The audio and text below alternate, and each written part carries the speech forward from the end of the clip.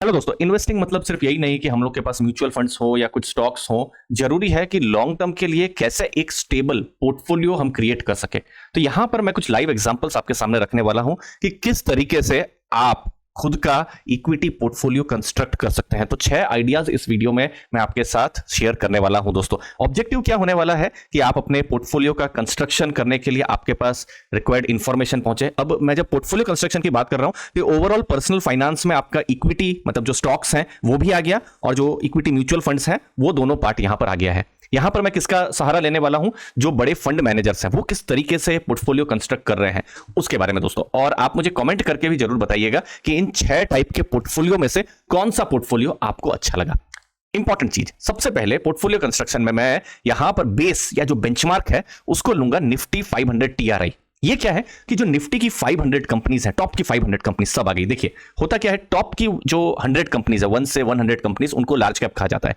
फिर 101 नंबर से फिर 250 नंबर की कंपनीज, उसको मिड कैप कहा जाता है। और फिर 251 नंबर से टोटल नीचे 4000 4500 तक जितनी भी कंपनियां हैं उनको स्मॉल कैप कहा जाता है। लेकिन होता क्या है कि 251 से जो 500 नंबर तक की जो कंपनियां होती है, मोस्टली जो बड़े फंड्स हैं वहीं पर ही इन्वेस्ट करते हैं। और इन टॉप 500 कंपनीज में ही सोच लीजिए, मार्केट में आज 100 रुपया है, मतलब जो इक्विटी मार्केट है, तो 92% जो भी पैसा है ये इसी मार्केट में है। तो एक तरीके से निफ्टी 500 में आपने टोटल मार्केट को ऑलमोस्ट आपने कवर कर दिया है। लार्ज कैप भी आ गया, मिड कैप भी आ गया और स्मॉल कैप का भी एक बड़ा पार्ट आ गया जहां पर बहुत ज्यादा पैसा इन्वेस्टेड है दोस्तों।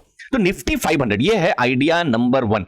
निफ्टी 500 में पोर्टफोलियो किस तरीके का है, उन्होंने अपने पोर्टफोलियो में लार्ज कैप को रखा है 72.4%, ठीक है।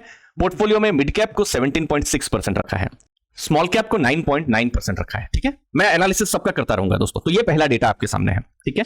जो दूसरा डेटा है एक फंड मैनेजर को हम लेंगे, वो है एचडीएफसी फ्लेक्सी कैप, ठीक है। अब फ्लेक्सी कैप ही क्यों, ये एक आइडिया तो यहां पर आ गया। अब और 5 आइडियाज आने वाले हैं और वो पांचों क्या है, फ्लेक्सी कैप फंड है। फ्लेक्सी कैप फंड क्यों, क्योंकि फ्लेक्सी कैप फंड जो है निफ्टी 500 टीआरआई या जो एसएनपी जो बीएससी 500 है उसी को ही कवर करता है। मतलब आप मान लीजिए फ्लेक्सी कैप में फंड मैनेजर के पास फ्लेक्सिबिलिटी है अक्रॉस मार्केट कैप में वो इन्वेस्ट कर सके, ठीक है। तो यहां पर एक्चुअली में फंड मैनेजर की स्किल आती है। जैसे आप एचडीएफसी फ्लेक्सी कैप में देखिए, निफ्टी ने तो चलिए 100 में 72 रुपीज जो है लार्ज कैप में डाला है। इस फंड ने कैसा यहां पर किया है, 89% उन्होंने लार्ज कैप में इन्वेस्ट कर दिया है। फिर 17.6% मिड कैप में डाला है किसने, जो निफ्टी 500 टीआरआई है, इन्होंने कितना किया है, सिर्फ 5.7। और स्मॉल कैप तो और भी कम उन्होंने कर दिया है। अब एनालिसिस की बात ही, मतलब ये जो फंड है एचडीएफसी फ्लेक्सी कैप, उन्होंने अपना पोर्टफोलियो कैसा कंस्ट्रक्ट किया, 90% तो उन्होंने टोटल लार्ज कैप ही रखी है, ठीक है। टोटली कंजर्वेटिव वो जा रहे हैं, स्टीडी है और लो रिस्क वाला पोर्टफोलियो उन्होंने रखा है। अब इस फंड में 8% से ऊपर कैश लेवल भी है। एक तो उन्होंने लार्ज कैप रखा भी है और कैश भी रखा हुआ है कि कल अगर कुछ शॉकिंगली कुछ वॉलेटिलिटी आ जाती है, मार्केट गिरती है, तो कैश को भी वो डिप्लॉय कर सकते हैं। फंड मैनेजर अभी नए आइडिया मिड कैप और स्मॉल कैप से चुन नहीं रहे हैं।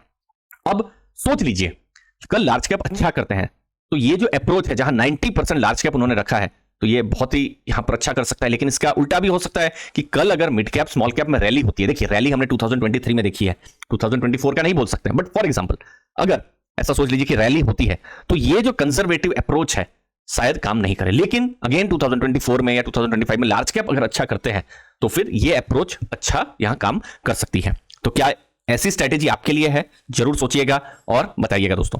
दूसरी एक और स्ट्रेटेजी, ये स्ट्रेटेजी कौन फॉलो करता है अपने पर्सनल पोर्टफोलियो, अपने फ्लेक्सी कैप फंड में, निप्पॉन इंडिया फ्लेक्सी कैप। उन्होंने क्या किया है, लार्ज कैप 63% कर दिया है। देखिए 89% एक फंड ने थोड़ी देर पहले लार्ज कैप में रखा था, इन्होंने 63% रखा है। मिड कैप 16% रखा है और मैं इस फंड को बहुत हिम्मत वाला फंड कहूंगा, उन्होंने 21% स्मॉल कैप यहां पर रखा है। अब देखिए जो इंडेक्स है वो खुद 10% रख रहा है, इस फंड ने सिर्फ 4.9% रखा है, लेकिन निप्पॉन फंड ने 21% स्मॉल कैप रखा है। अब इसका क्या एनालिसिस है कि चलिए मिड कैप तो ठीक है, बेंचमार्क जैसा उन्होंने रखा हुआ है, लेकिन एचडीएफसी फ्लेक्सी कैप का ठीक उलट है। यहां पर फंड मैनेजर क्या सोच रहे हैं कि ठीक है स्मॉल कैप को भी मैं अपने पोर्टफोलियो में मैं रखूंगा, मैं थोड़ा सा एग्रेसिव यहां पर जाऊंगा। हो सकता है कल वोलेटिलिटी ज्यादा हो सकता है रिस्क ज्यादा हो, लेकिन स्मॉल कैप से मुझे लगता है कि रिटर्न अच्छा मिल सकता है। लेकिन इस स्ट्रेटेजी में रिस्क थोड़ा सा ज्यादा भी है, क्योंकि अगर स्मॉल कैप चूंकि थोड़ा ज्यादा वोलेटाइल होते हैं, कल मार्केट अगर गिरते हैं, स्मॉल कैप अगर ज्यादा गिरते हैं, तो ये जो स्ट्रेटेजी है शायद काम ना करे। तो ये थोड़ा एग्रेसिव स्ट्रेटेजी आप मान सकते हैं। क्या ये स्ट्रेटेजी आपके लिए है, जहां पर 63% आपने लार्ज कैप रखा, लेकिन स्मॉल कैप भी आपने 20% से ऊपर रखा हुआ है। अब स्मॉल कैप एक अलग ही टाइप का बीस्ट है, जो अच्छा करेगा तो बहुत अच्छा करेगा, जैसे लास्ट ईयर 40-50% तो आराम से स्मॉल कैप में जो भी इन्वेस्टर्स हैं उन्होंने कमाए होंगे, लेकिन 2024 में कैसा कमाएगा अब ये तो समय ही बताएगा। अब यहां पर फंड मैनेजर की स्टॉक सिलेक्शन की स्किल्स जो है वो बहुत इंपॉर्टेंट हो जाएगी। तो थोड़ी एग्रेसिव स्ट्रेटेजी और कंजर्वेटिव स्ट्रेटेजी, दो टाइप की स्ट्रेटेजी हमने देखी, तीन और स्ट्रेटेजी देखेंगे। उससे पहले दोस्तों हमारा लर्निंग ग्रुप के बारे में आपके साथ मैं शेयर कर दूं। टेलीग्राम ग्रुप है, डिस्क्रिप्शन में मैंने लिंक को दिया हुआ है, जहां पर business analysis, personal finance, passive income, dividend income related content आते रहते हैं। बहुत ही वाइब्रेंट ग्रुप है, लगभग 4400 का ये ग्रुप है दोस्तों, आप ज्वाइन कर सकते हैं, डिस्क्रिप्शन में लिंक को दिया हुआ है। तीसरी स्ट्रेटेजी क्या है? ये स्ट्रेटेजी कोटक फ्लेक्सी कैप यहां पर कर रहा है। अब देखिएगा हर फंड मैनेजर की अलग स्ट्रेटेजी है। इनका देखिए लार्ज कैप 71.5, मतलब कुछ कुछ बेंचमार्क जैसा ही है, लेकिन स्मॉल कैप देखिए 2.57%। अभी थोड़ी देर पहले आपने निपॉन में देखा, उन्होंने 21% स्मॉल कैप रखा था, इन्होंने कितना रखा है? सिर्फ 2.5% के आसपास रखा है। तो ये फंड क्या करेगा? लार्ज कैप तो ठीक है, इंडेक्स जैसा रिटर्न रहेगा, स्मॉल कैप रखा नहीं है। अब इन्होंने क्या किया है? मिड कैप को थोड़ा ज्यादा रखा है, मतलब वो क्या कर रहे हैं? ग्रोथ को टारगेट कर रहे हैं। वोलेटिलिटी थोड़ा ज्यादा यहां पर हो सकता है, लेकिन निपॉन जितना उतना वोलेटाइल ना रहे या उतना ज्यादा रिस्की यहां पर नहीं रखे, क्योंकि यहां पर लार्ज कैप एक बड़ी मात्रा में है, लेकिन मिड कैप भी है। अब मिड कैप थोड़ा कम ही वोलेटाइल रहेंगे कंपेयर टू स्मॉल कैप, ठीक है। तो अगर मिड कैप कल अच्छा करते हैं तो इस टाइप का जो पोर्टफोलियो है अच्छा कर सकता है। अब स्मॉल को उन्होंने अवॉइड किया है, तो जो मॉडरेटली जो रिस्क टेकिंग जो इन्वेस्टर्स हैं, जो बिल्कुल एग्रेसिव नहीं होना चाहते हैं, लेकिन फिर भी इक्विटी को एक्सप्लोर करना चाहते हैं, क्योंकि 70-75% इक्विटी मिले जो लार्ज कैप अच्छा ही कहा जाएगा, और मिड कैप भी 25% एक अच्छा आइडियल मिक्स है। तो जो रिस्क भी लेना चाहिए चाहते हैं, लेकिन बिल्कुल स्मॉल कैप जैसा या एकदम मिड कैप जैसा प्योर रिस्क नहीं लेना चाहते हैं, जिसे मॉडरेटली एग्रेसिव इन्वेस्टर कहा जाता है, उनके लिए पोर्टफोलियो, इस टाइप का पोर्टफोलियो अच्छा हो सकता है। नेक्स्ट है एसबीआई फ्लेक्सी कैप। ये बिल्कुल अलग टाइप का है। देखिए 53% लार्ज कैप, बहुत ही कम। कहां इंडेक्स 73% जा रहा था, ये 53%। और आप यहां देखिए मिड कैप 24% और स्मॉल कैप 14.36%। तीनों ही benchmark, large cap, mid cap, small cap के जो कैटेगरी जो है बेंचमार्क से बिल्कुल दूर है। फंड मैनेजर है बिल्कुल मार्केट कैप एग्नोस्टिक, मतलब उनको बहुत फर्क नहीं पड़ रहा है कि जो टीआरआई जो 500 का जो बेंचमार्क है उससे क्या लेना देना है, फंड मैनेजर को कोई फर्क नहीं पड़ रहा है। यहां पर जो फंड मैनेजर है उनका stock picking skill, stock specific skill जो है वही इंपॉर्टेंट रहेगा। उनको जो स्टॉक अच्छा लगा उन्होंने पोर्टफोलियो में रखा। उन्होंने नहीं देखा कि वो लार्ज कैप है, मिड कैप है, स्मॉल कैप है। उन्होंने जरूर देखा होगा कि ओके अच्छी कंपनी है, ग्रोइंग कंपनी है, फ्यूचर में अच्छा यहां पर परफॉर्मेंस दे सकती है, चाहे वो बिजनेस परफॉर्मेंस हो, और एक्सपेक्टेशन रहेगी कि बिजनेस परफॉर्मेंस के साथ साथ में शेयर प्राइस भी उनका अच्छा रहे। तो उन्होंने ग्रोथ पर वो गए हैं, उन्होंने बेंचमार्क को देखा नहीं। तो इसीलिए कुछ इन्वेस्टर आप लोग में से हो सकते हैं जिनको बेंचमार्क से बहुत लेना देना नहीं रहेगा जब पोर्टफोलियो बना रहे होंगे। तो उन्होंने 53% रखा है और थोड़ा थोड़ा मिड कैप और स्मॉल कैप को भी रखा है। तो यहां ऐसे केसेस में स्टॉक जो पिकिंग स्किल्स है बहुत ज्यादा इंपॉर्टेंट हो जाएगी। पांचवा पोर्टफोलियो डीएसपी फ्लेक्सी कैप। तो ये डीएसपी फ्लेक्सी कैप हो जाएगा तो टोटल 6 जो है हमारा एनालिसिस हो गया। फिर उसके बाद मैं आपको फाइनल एनालिसिस बताऊंगा, ठीक है। इन्होंने क्या किया है? लार्ज कैप को और कम कर दिया 50%, मिड कैप को 25% के आसपास में, स्मॉल कैप को 17.4। तो अभी तक जितने भी हमने देखे हैं तो लार्ज कैप सबसे कम यहां पर हमको देखने को मिल रहा है। कुछ कुछ एसबीआई फ्लेक्सी कैप जैसा है, अल्फा जनरेट कर सकता है अगर मिड कैप स्मॉल कैप अच्छा करे तो, कैश लेवल भी ज्यादा है। लेकिन इस फंड का क्या है कि अभी फंड मैनेजर चेंज हुए हैं, तो फंड मैनेजर चेंज होने के बाद में अब किस तरीके से ये शेपअप करेगा हमको आने वाले टाइम में देखने को रहेगा दोस्तों। अब इससे एज ए रिटेल इन्वेस्टर हमारी क्या लर्निंग है? देखिए सबसे पहले तो ये अलग अलग टाइप के जो पोर्टफोलियो है इसमें हमने टोटल मार्केट को ही ऑलमोस्ट कवर कर दिया है, क्योंकि जो 500 टीआरआई है उसमें 92% मार्केट आ गई है। हमने कुछ कॉमन चीजें देखी कि लार्ज कैप का पोर्टफोलियो 50 से 90% है मैक्सिमम केसेस में, मिड कैप का 5 से 25% है, और स्मॉल कैप का 5 से 21%। एज एन इन्वेस्टर जब मैं किसी म्यूचुअल फंड में इन्वेस्ट करूंगा या इक्विटी में इन्वेस्ट करूंगा तो बिल्कुल मेरे बैक ऑफ द माइंड में ये डेटा रहेगा कि मैं अपने पोर्टफोलियो जब भी मैं कंस्ट्रक्ट करूंगा तो मैं ये रेंज को बिल्कुल ध्यान में रखूंगा। अब देखिए फॉर एग्जांपल मेरे पोर्टफोलियो में मैंने 60% स्मॉल कैप रख लिया या सिर्फ 25% लार्ज कैप रख दिया, जो कि बिल्कुल जो हमने अभी तक देखा उसके पूरा अलग है। या सिमिलरली हमने देख लिया कि 50% मिड कैप 50% स्मॉल कैप का मेरा एसआईपी चल रहा है। फॉर एग्जांपल 30,000 की एसआईपी चल रही है, 15,000 के स्मॉल कैप और 15,000 के मिड कैप की एसआईपी चल रही है। अगर ऐसा पोर्टफोलियो रहा तो शायद मैं बिल्कुल सोचूंगा कि रीबैलेंस करने की जरूरत है, क्योंकि हम लोग के पास 6 डेटा है। एक तो है मिस्टर मार्केट का ही डेटा जो कि बेंचमार्क है, साथ साथ में 5 बड़े अलग टाइप के फंड मैनेजर का डेटा। अब मेरा क्वेश्चन यही रहेगा कि अब इतने बड़े फंड मैनेजर है, क्यों आपने 50% क्यों स्मॉल कैप कहीं नहीं रखा, या क्यों कहीं पर भी 50% जो है मिड कैप नहीं रखा, और क्यों आपने 20-30% का लार्ज कैप क्यों नहीं रखा?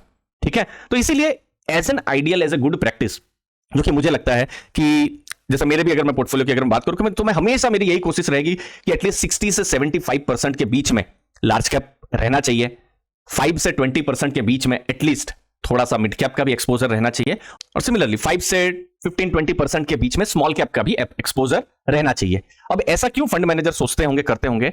कुछ रीजन है, जैसे लिक्विडिटी। अब सोच लीजिए मार्केट्स में एफआईआई बेचने लग गए, थोड़ा पैनिक आ गया, कुछ भी ग्लोबल न्यूज आ गई या भारत में कोई न्यूज आ गई, तो स्मॉल कैप्स में जनरली जल्दी जल्दी लोअर सर्किट्स लग सकती है। तो अगर आपको बाहर होना है तो आप निकल ही नहीं सकते हैं। तो एक लिक्विडिटी एक रीजन होता है जिसकी वजह से लार्ज कैप को थोड़ा सा ज्यादा रखा जाता है।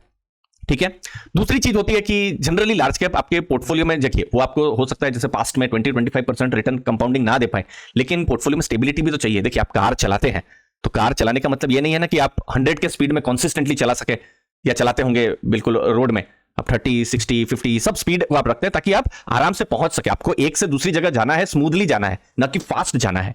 ठीक है, तो स्मूथ जर्नी होनी चाहिए। तो ये सब चीजों को भी ध्यान में रखना चाहिए जब भी हम पोर्टफोलियो को कंस्ट्रक्ट करते हैं। अब ये जो पोर्टफोलियो जो मैंने आपको बताया, तो छोटा पार्ट बताया, तो सिर्फ इक्विटी पार्ट बताया।